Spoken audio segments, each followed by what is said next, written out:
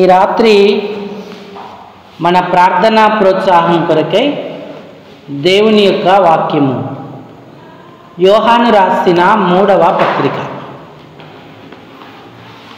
క్రొత్త నిబంధన గ్రంథం యోహాను రాసిన 3వ పత్రిక 226వ పేజీ. కొన్ని పుస్తకాలలో 226వ పేజీ. 2వ వచనాన్ని మాత్రమే మనం 2 సార్లు బిగ్గరగా చదువుకుందాము. యోహాను రాసిన 3వ పత్రిక 2వ వచనం. ఇందులో ఒకటే అధ్యాయం ఉంది. 2వ వచనాన్ని అందరం కలిసి చదువుదాం. ప్రియుడా, నీ ఆత్మ వర్ధిల్లుచున్న ప్రకారం నీవు అన్ని విషయములలో వర్ధిల్లుచు సౌఖ్యముగా ఉండవలనని ప్రార్థిస్తున్నాను. మరలా, ప్రియుడా, నీ ఆత్మ వర్ధిల్లుచున్న ప్రకారం నీవు అన్ని విషయములలో వర్ధిల్లుచు సౌఖ్యముగా ఉండవలనని ప్రార్థిస్తున్నాను. చాలండి. చదువుకున్న లేఖన భాగం చేరిరాగలిగిన మన హృదయాలకు ప్రభు యొక్క ప్రసన్నతను అనుభవించుటకు హెచ్చరికగా, పురికొల్పుగా, ఆశీర్వాదకరంగా, దీవెనకరంగా ప్రేమగల దేవుడు చేయునుగాక. ఆమేన్. ప్రభు ప్రజలారా, ప్రభునందున్నటువంటి ప్రియమైన వారలారా, యోహాను యేసు ప్రేమించిన శిష్యులలో ఒకరు. ఆయనకు ఆ పేరు కలిగింది అపోస్తలుడు.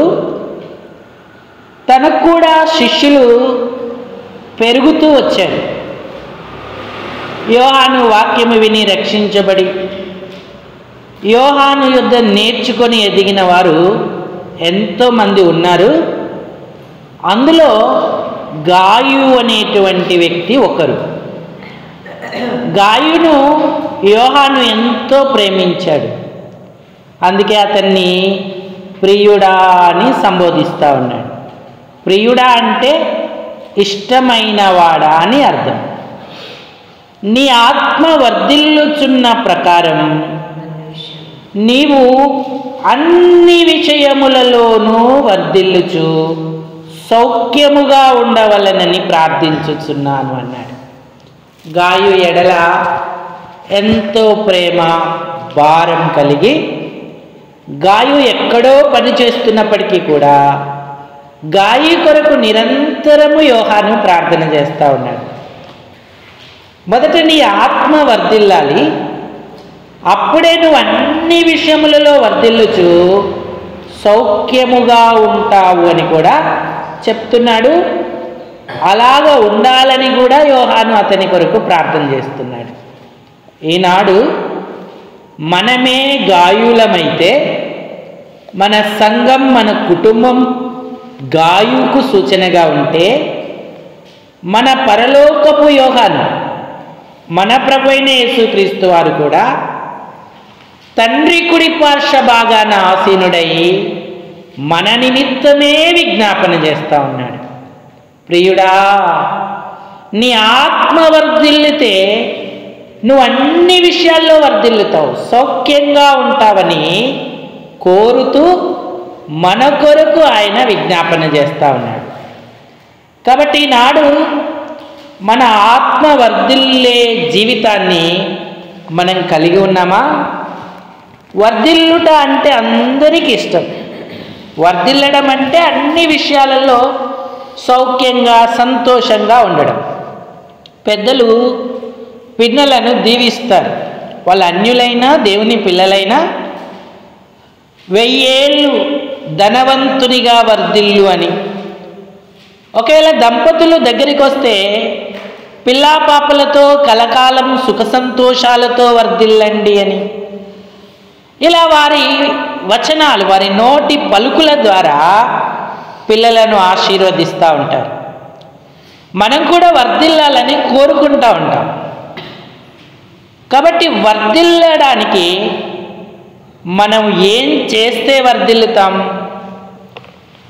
ఆ లక్షణాలు, ఆ విషయాలు మనలో ఉన్నప్పుడు మనం దేవునికి మహిమకరంగా వర్ధిల్లే వారంగా ఉంటాం. బాలుడైన సమూయేలు యెహోవా సన్నిధిలో ఉండి ఇంకనూ ఎదుగుచు యెహోవా దయయందును మనుషుల దయయందును వర్ధిల్లుచుండెను అన్నాడు. ఎంత మంచి మాట! సమూయేలు వర్ధిల్లాడు. 26వ వచనం, మొదటి సమూయేలు గ్రంథం 2వ అధ్యాయం. సమూయేలు మొదటి గ్రంథం 2:26. బాలుడగు సమూయేలు ఇంకను ఎదుగుచు యెహోవా దయయందును మనుషుల దయయందును వర్ధిల్లుచుండెను అన్నాడు. మన ప్రభువైన యేసుక్రీస్తు వారి గురించి కూడా ఈ వర్ధిల్లుట అనే మాట చెప్పబడింది. లూకా సువార్త 2వ అధ్యాయము 52వ వచనం.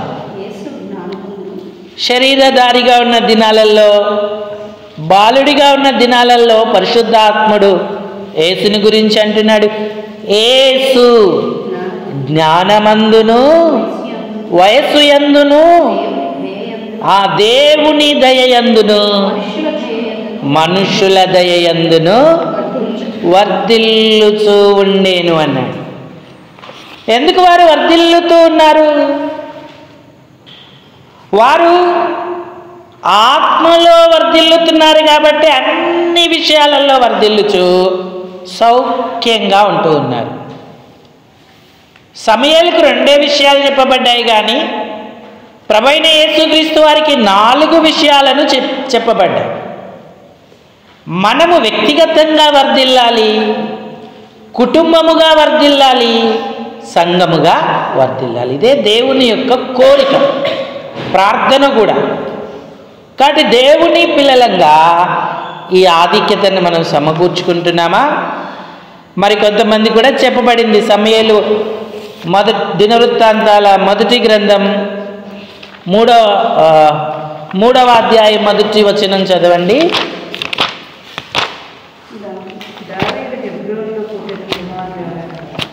మొదటి వచనం అక్క.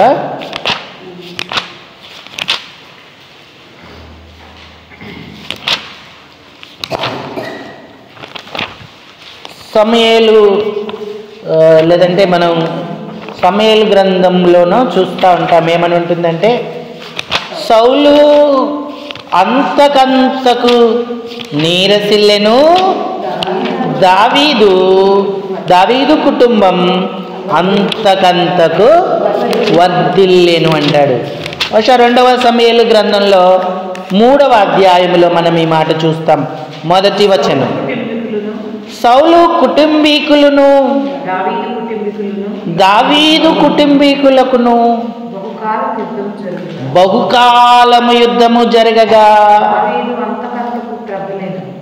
దావీదు అంతకంతకు ప్రబలెను అంటే వర్ధిల్లెను, సౌలు కుటుంబం అంతకంతకు నీరసిల్లెను అన్నాడు. ఈనాడు మనం వ్యక్తిగతంగా, కుటుంబంగా, సంఘంగా ప్రబలుతున్నామా? వర్ధిల్లుతున్నామా? దావీదు కుటుంబం దావీదు వలె, లేక సౌలు కుటుంబీకుల వలె వ్యక్తిగతంగా, కుటుంబముగా, అలాగే సంఘముగా నీరసిల్లుతా ఉన్నామా? ఈ 2 కుటుంబాలకు బహుకాలము యుద్ధము జరిగేను అన్నాడు. మనకు యుద్ధము మన జీవితాలలో తప్పదు. శరీరానుసారులకు, ఆత్మానుసారులకు ఎప్పుడు యుద్ధం ఉంటుంది. అయితే ఆత్మ వర్ధిల్లితే అన్ని విషయాలలో వర్ధిల్లుతాం. ఆత్మ వర్ధిల్లకపోతే సౌలు కుటుంబీకుల వలె మనం వ్యక్తిగతంగా, కుటుంబముగా, సంఘముగా నీరసిల్లేటువంటి వారంగా ఉంటాం. ఈనాడు మనకు మనమే పరీక్షించుకొని మన ఆత్మను వర్ధిల్ల చేసుకోవడానికి అవసరమైన విషయాలపై మన మనసు నిలిపి ఆ అనుభవాలను పొందేటువంటి వారంగా ఉండాలి. మన ఆత్మ వర్ధిల్లాలి అంటే, అన్ని విషయాలలో వర్ధిల్లుచూ సౌఖ్యంగా ఉండాలంటే మొట్టమొదట మనం చేయాల్సిన పని ఏంటంటే, సామెతల గ్రంథం 28వ అధ్యాయము 25వ వచనం. 28వ అధ్యాయము 25వ వచనం. పేరాస గలవాడు కలహమును రేపును, యెహోవా యందు నమ్మికయుంచువాడు వర్ధిల్లును అన్నాడు. రక్షణ లేకపోతే, రక్షణ కొరకు మనం విశ్వాసం, నమ్మకం ఉంచాలి ఆయనలో. ఒకవేళ రక్షించబడి ఉంటే మన అనుదిన యాత్ర జీవితంలో కూడా విశ్వాసముతో జీవిస్తూ వ్యక్తిగతంగా, కుటుంబముగా, సంఘముగా మనం వర్ధిల్లాలి. రక్షణ పొందడమే ఆత్మ వెలిగించుకొని వర్ధిల్లుటకు ఆరంభం. రక్షణ లేకపోతే మనం వర్ధిల్లలేము. యేసును నమ్మినవాడు రక్షించబడతాడు. అప్పటి నుంచి అతని వర్ధిల్లుట అనేది ఆరంభమవుతుంది. ఒకప్పుడైతే మనం చీకట్లో, శాపంలో ఉన్నాం, సత్యం ఎరగక ఉన్నాము, నీరసిల్లి ఉన్నాము, కృంగిపోయి ఉన్నాము. కానీ ప్రభువు మన పాపాల కొరకు ప్రాణం పెట్టి మనల్ని విమోచించాడు.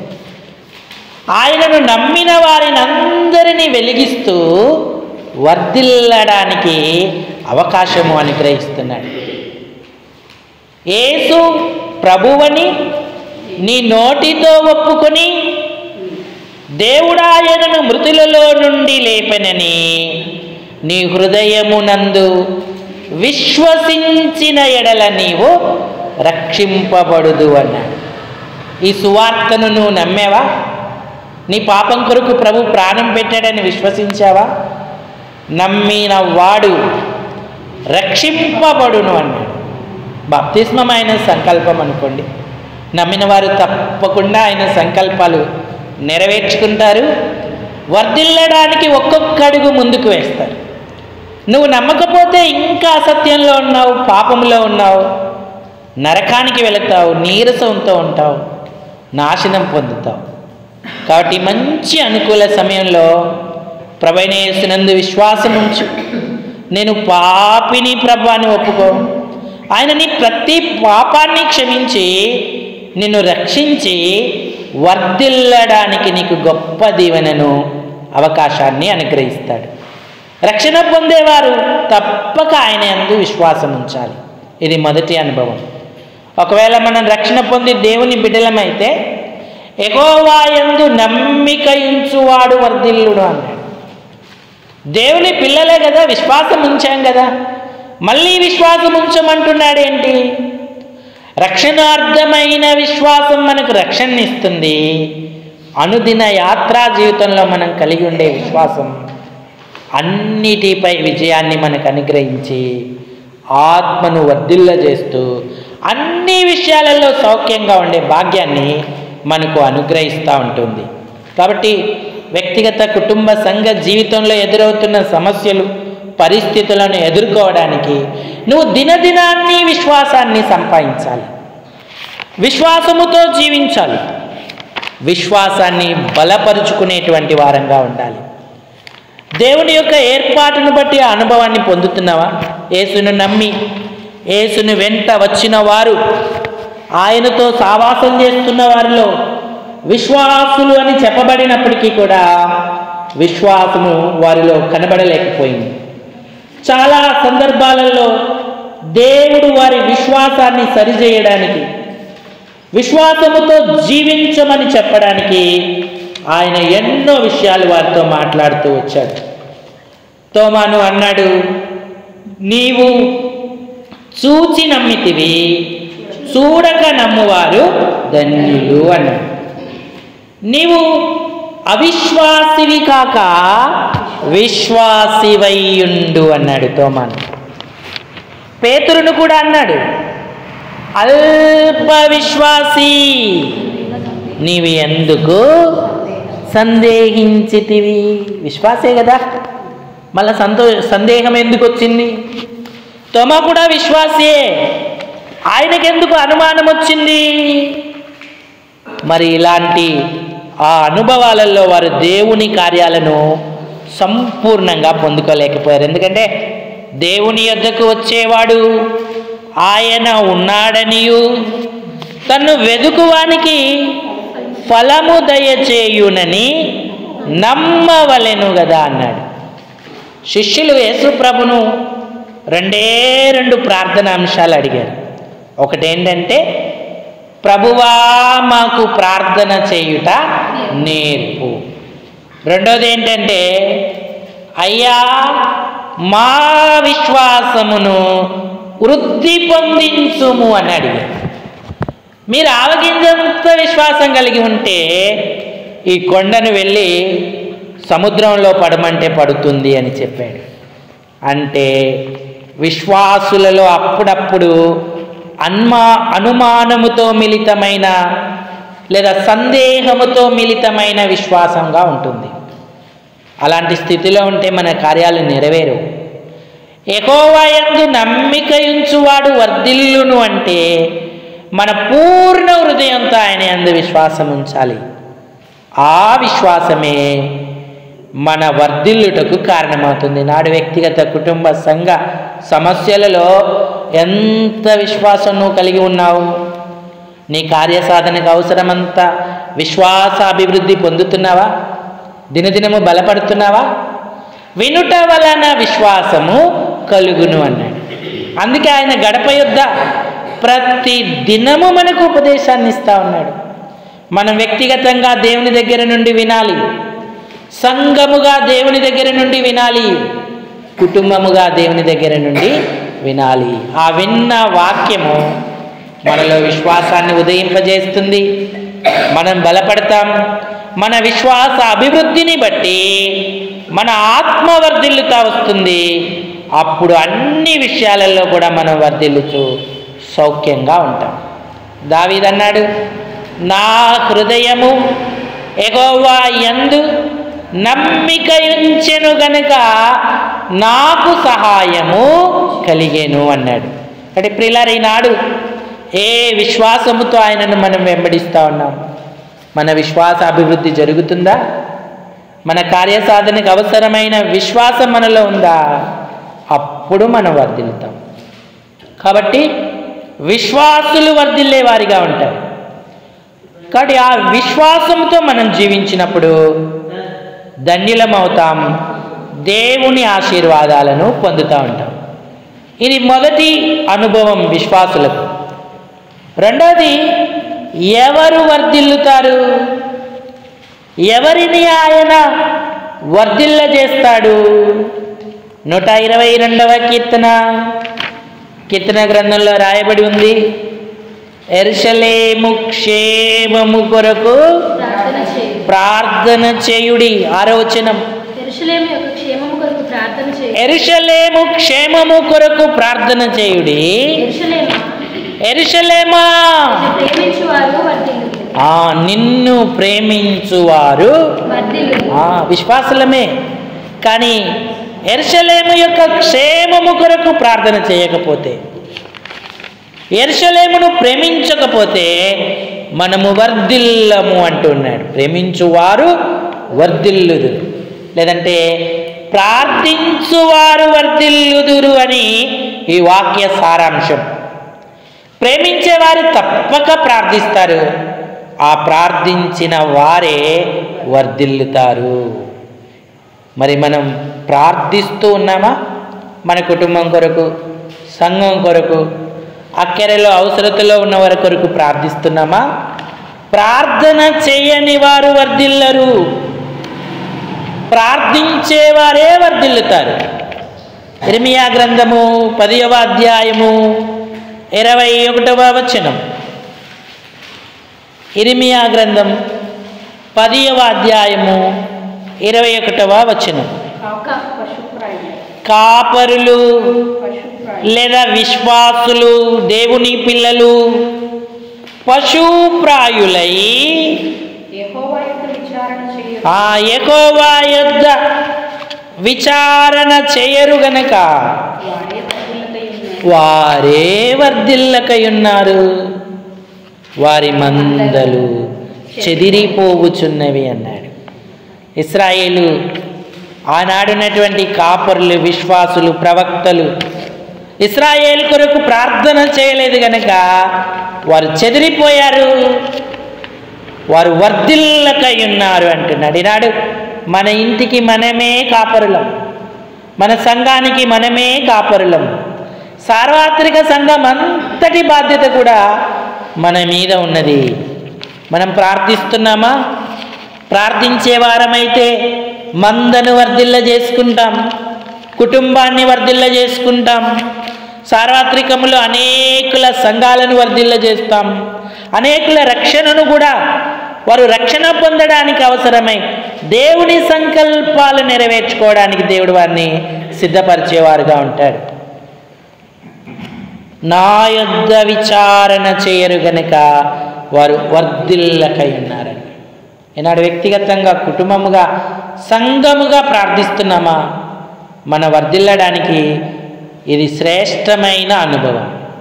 తిమోతికి రాసిన మొదటి పత్రిక 2వ అధ్యాయము మొదటి 2 వచనాలు.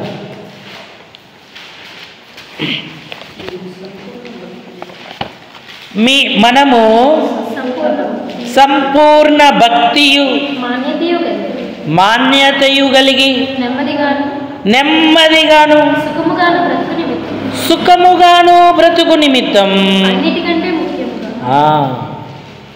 అన్నిటికంటే మన చదువుల కంటే, పరీక్షల కంటే, వ్యాపారం కంటే, పనుల కంటే, అన్నిటికంటే ముఖ్యముగా మనుషులందరి కొరకు, రాజుల కొరకు, అధికారుల కొరకు విజ్ఞాపనలు, ప్రార్థనలు, యాచనలు, కృతజ్ఞతాస్తుతులు చేయవలెనని హెచ్చరించుచున్నాను. ఇది మంచిదియు మన రక్షకుడగు దేవుని దృష్టికి అనుకూలమునై ఉన్నది అన్నాడు. ఇంత మంచి సత్యాన్ని మనం ఎంత అనుభవంగా కలిగి ఉన్నాము. ప్రార్థనకి ఎంత ప్రాముఖ్యతనిస్తున్నాం. సంఘంగా, కుటుంబంగా, వ్యక్తిగతంగా ప్రార్థిస్తున్నామా? మనం దేవుని మీద నేరారోపణ చేయడానికి లేదు. ఎందుకంటే మనం ప్రార్థించకనే వర్ధిల్లలేకపోతున్నాం. ఎప్పుడైతే మన తప్పిదాన్ని గుర్తించి దేవుని సన్నిధిని వేడుకుంటే, క్షమాపణ పొందితే మనం వర్ధిల్లడానికి ఆరంభమవుతాం.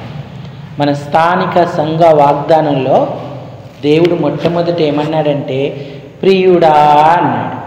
ఏమన్నాడండి? ఏమన్నాడు? ప్రియుడా భయపడకుము, నీకు శుభము, ధైర్యము తెచ్చుకో అన్నాడు. గాయుడు కూడా యోహాను ఏమంటున్నాడు? ప్రియుడా అన్నాడు.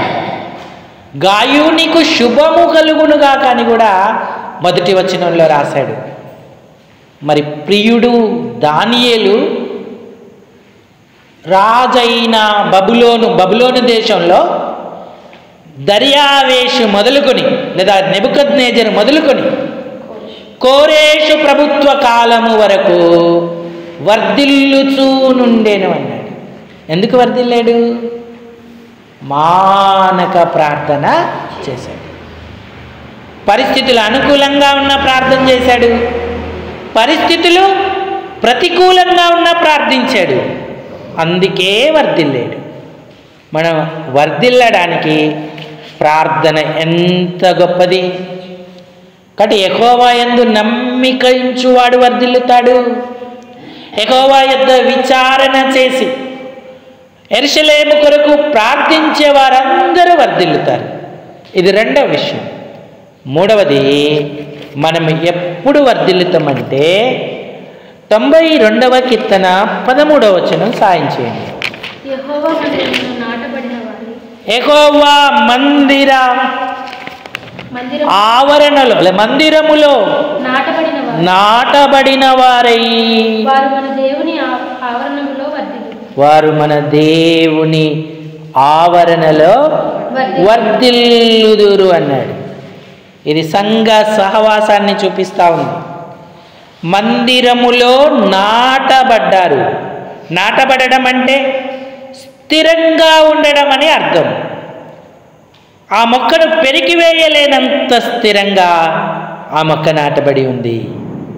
వారు మన దేవుని ఆవరణములో వర్ధిల్లుదురు అన్నాడు. ఎప్పుడైతే మన సంఘ సహవాసం స్థిరమవుతుందో మనం వర్ధిల్లే వారిగా ఉంటాం, నాటబడి వర్ధిల్లుతాం. ఇంకా ఎంత ధన్యత కలుగుతుంది.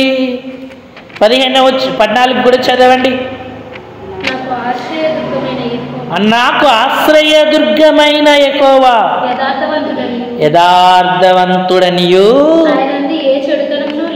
ఆయన యందు ఏ చెడుతనము లేదనియు వారు ప్రసిద్ధి చేయుటకై వారు ముసలితనమందు ఇంకా చిగురు పెట్టుచు సారము కలిగి పచ్చగా నుందురు అన్నాడు. కాబట్టి మనం నాటబడుతున్నామా? చంచల మనస్తత్వం, అస్థిర మనస్తత్వం మనకు ఉండకూడదు. మందిర ఆవరణలో నాటబడాలి. రాయలసీమలో 6 నెలలు సంఘానికి సేవకుడు లేడు. కానీ సంఘంలో ఒక్క కుటుంబం సంఘం మానలే, ఒక వ్యక్తి మానలేదు. సహోదరులు పరిచర్య నడిపించారు సేవకులు లేకపోయినా. అంటే అక్కడ వేయబడిన పునాది ఎలాంటిది? సేవకుడుంటే రావడం, సేవకుడు లేకపోతే మానడం అనే అనుభవం కాదు. దేవుని సంఘం అని వారు నాటపడ్డారు. అందుకే వారు దేవుని వైపు చూశారు. ఎవరున్నా లేకపోయినా, ఏ పరిస్థితి ఉన్నా, అనుకూలత ఉన్నా, ప్రతికూలత ఉన్నా, కరువు ఉన్నా, సమృద్ధి ఉన్నా మానక వెళ్ళారు. ఎంత ధన్యత! నువ్వు నాటబడి ఉంటే అస్థిరమైన మనసుతో ఉండవు. దేవుడు నీతో వ్యవహరిస్తాడు. దేవుని ముఖకాంతి ద్వారా నాకు దీవెన లభిస్తుంది అని గ్రహించి వస్తాం. నిన్న జ్ఞాపకం చేసుకున్నాం, నయోమి బేత్లెహేము విడిచి మోయాబుకు వెళ్ళింది. రూతు మోయాబు నుంచి బేత్లెహేముకు వచ్చింది. రూతు అక్కడ నాటబడింది, అత్యధికంగా ఆశీర్వదింపబడింది, వర్ధిల్లుతూ వచ్చింది. ఋతు పేరు యేసుప్రభు యొక్క వంశావళిలో రాయబడి ఉంది. బోయోజును భర్తగా, ఓబేదును కుమారునిగా, యేసును అవ్వగా, ముత్తవ్వగా పొందుకుంటూ దీవింపబడుతూ వచ్చింది. ఎంత ధన్యత ఋతు పొందింది. ఋతు శాపగ్రస్తమైన స్థితిలో నుంచి యెహోవా యందు నమ్మిక ఉంచి ఆయన ప్రజల యొద్దకు వచ్చి ఆయన్ని ఆశ్రయించి వర్ధిల్లుతూ వచ్చింది. మనం అలాంటి అనుభవాన్ని కలిగి ఉంటున్నామా? అంత్యదినాలు యెహోవా యందు నమ్మిక ఉంచాలి, యెహోవా యొద్ద ప్రార్థన చేయాలి, యెహోవా మందిర ఆవరణలో నాటబడాలి. అప్పుడు మనకు సమృద్ధి అయిన దీవెనలు ఉంటాయి. ఆత్మ వర్ధిల్లుతుంది కాబట్టి అన్ని విషయాలలో మనం వర్ధిల్లుతాం. సమస్యలు రావని కాదు, వాటన్నింటినీ ఛేదించేటువంటి దేవుడు మనకున్నాడు. ఆర్థిక ఇబ్బందులు, అనారోగ్యాలు, శోధనలు, వేదనలు, పరిస్థితులన్నిటి నుంచి మనల్ని దేవుడు తీసుకెళ్తూ మరి ఆయన చిత్తానుసారంగా తోడయుండి వర్ధిల్ల చేస్తాడు. యోసేపుకు యెహోవా తోడయుండెను గనక అతడు వర్ధిల్లుచూ ఉండేను అన్నాడు. ఎక్కడున్నా యోసేపు వర్ధిల్లుతూ వచ్చాడు. ఐగుప్తులో ఉన్న మరి పోతీఫర్ ఇంట్లో ఉన్న ఆయన వర్ధిల్లుచూ వచ్చాడు. కాబట్టి మన ఆధ్యాత్మిక జీవితంలో అలాంటి అనుభవం కలిగి ఉన్నాం. అయ్యా, నీ అందు విశ్వాసం ఉంచడంలో నేను ఎక్కడో లోపం కలిగి ఉన్నాను, నా లోపాన్ని సరిచేయి ప్రభా, నా విశ్వాస అభివృద్ధికి కృపచూపు ప్రభా అని అడగాలి. నేను ప్రార్థించడంలో తప్పిపోయాను ప్రభా.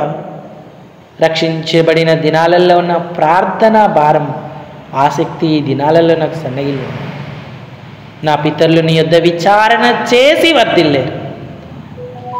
నేను కూడా నీ యొద్ద విచారణ చేసి వర్ధిల్లడానికి, యెరూషలేము క్షేమం కొరకు ప్రార్థించి వర్ధిల్లడానికి సహాయం చేయమని అడగాలి.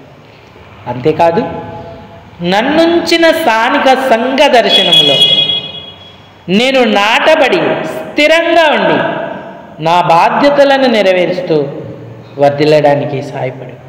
నా కుటుంబం, నా పిల్లలు, నా తదనంతర నా వంశమంతా కూడా వర్ధిల్లజేయి ప్రభువా అని మనం ప్రభుని అడగాలి. ఎప్పుడైతే మనం ఒప్పుదలకు వచ్చి ఆయనకు మన జీవితాన్ని అప్పగించుకుంటామో ఆయన దావీదును వర్ధిల్లజేసినట్టు, గాయును వర్ధిల్లజేసినట్టు మనల్ని వర్ధిల్లజేస్తాడు. కాబట్టి ప్రభుని అడుగుదాం, ప్రభు యుద్ధ ఒప్పుకుందాం, అటు ధన్యతను అపేక్షిద్దాం. ఈ తలంపులను దేవుడు దీవించునుగాక. అందరూ తలలు వంచి కళ్ళు మూసుకోండి. మనం ప్రార్థనలోకి వెళదాం.